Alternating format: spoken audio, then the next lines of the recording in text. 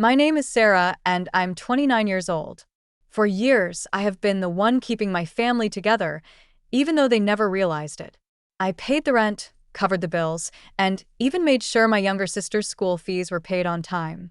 I never told them. I didn't do it for thanks, I did it because I love them. But love wasn't enough. One evening, I came home from work feeling exhausted. I had barely put my bag down when my father stood up from the couch, his face red with anger.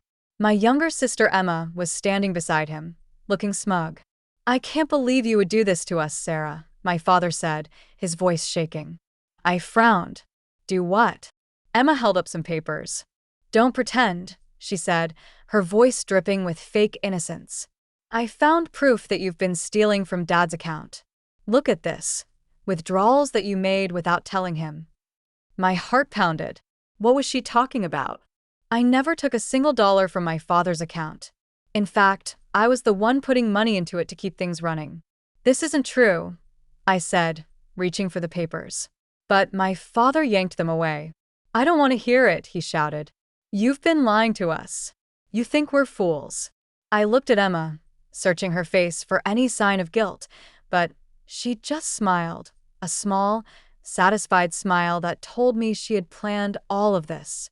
But Dad, "Get out of my house," he cut me off. "You're not welcome here anymore." For a second, I stood frozen. Was this really happening? After everything I had done for them, he was kicking me out because of a lie. Emma folded her arms and sighed. "You heard him, Sarah. Just leave." I looked at my father one last time, hoping to see even a little doubt in his eyes. But there was nothing, just anger. I turned around and walked to the door, my hand shaking. My whole life, I had given everything for them. And now, they were throwing me away like I was nothing. They had no idea that they had just made the biggest mistake of their lives. Because from that moment on, I stopped paying for everything, and soon, they were about to learn the truth the hard way. I stepped out of the house and into the cold night air, my heart pounding. I had nowhere to go, but I wasn't scared. I wasn't sad. I was angry.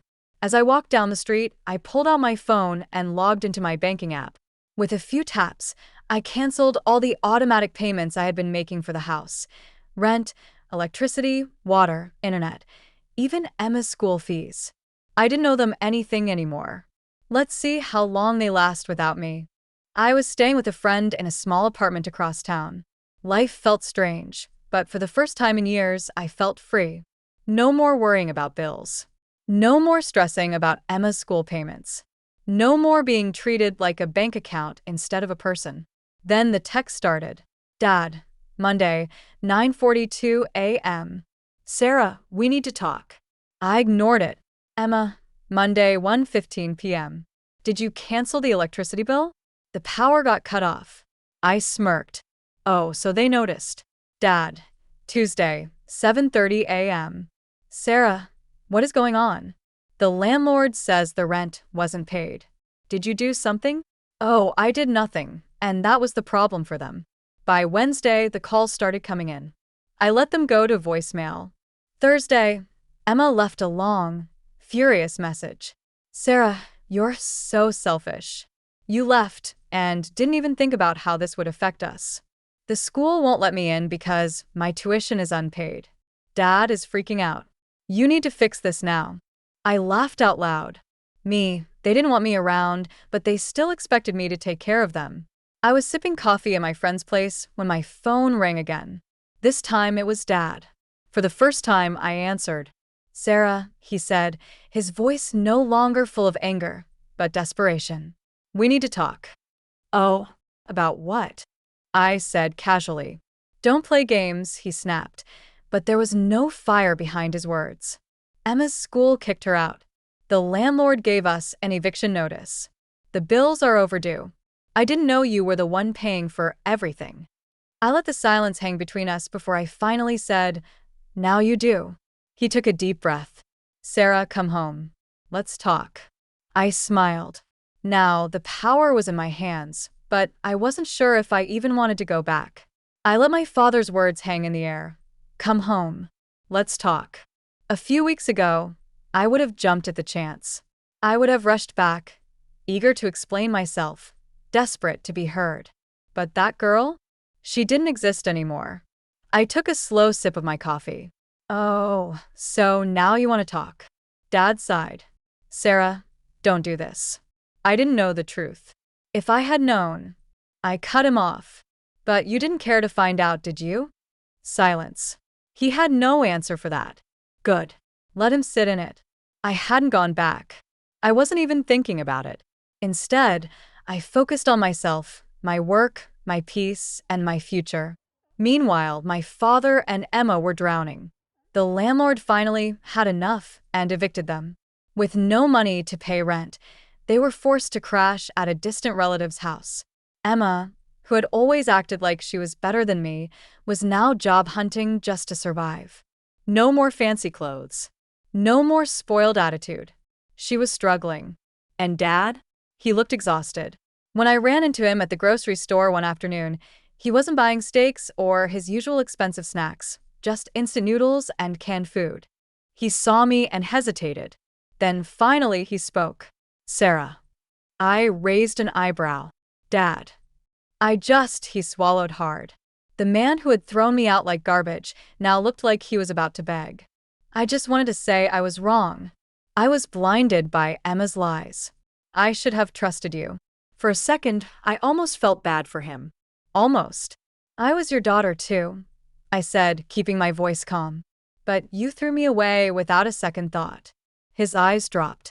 I know. He wasn't here to argue anymore. He was here to admit defeat. That night, I got another text from Dad. Dad, 8:23 p.m. I know I don't deserve it. But if you ever decide to forgive me, just know the door is open for you. I stared at the message for a long time. Did I want revenge? Yes. Did I want to see them suffer more? A part of me did. But most of all, I just wanted to move on. So I did the one thing that gave me the most peace. I deleted the message. Then I blocked his number. The past was behind me, and I was finally free.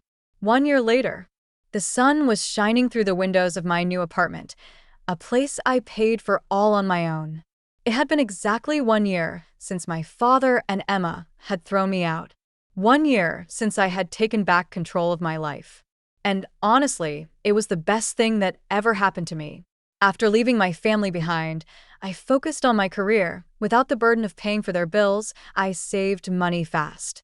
I upgraded my job, invested smartly, and even started my own small business on the side. Now, I had everything they thought I couldn't have without them: security, happiness, and freedom. I smiled as I looked at my reflection in the mirror. I looked different now, stronger, more confident. I didn't walk around exhausted anymore. I didn't feel like a servant in my own home. I was finally living for myself. I never reached out to my father or Emma, and they never reached out to me again. But small towns talk, and from what I heard, my father was still struggling, living in a cramped apartment with barely enough money to get by. Emma had bounced between jobs, unable to keep one for long. She was still trying to make people feel sorry for her, but no one was buying it anymore. They had tried to reach out to old friends and family, but no one trusted them now. The truth had come out. Everyone knew how they had treated me. And the best part? They never found someone else to take care of them.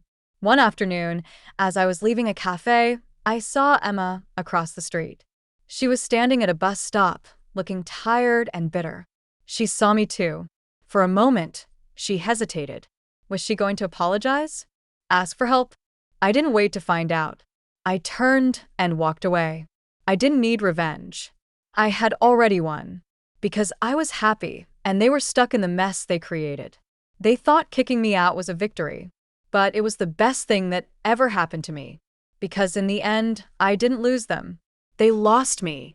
And I never looked back.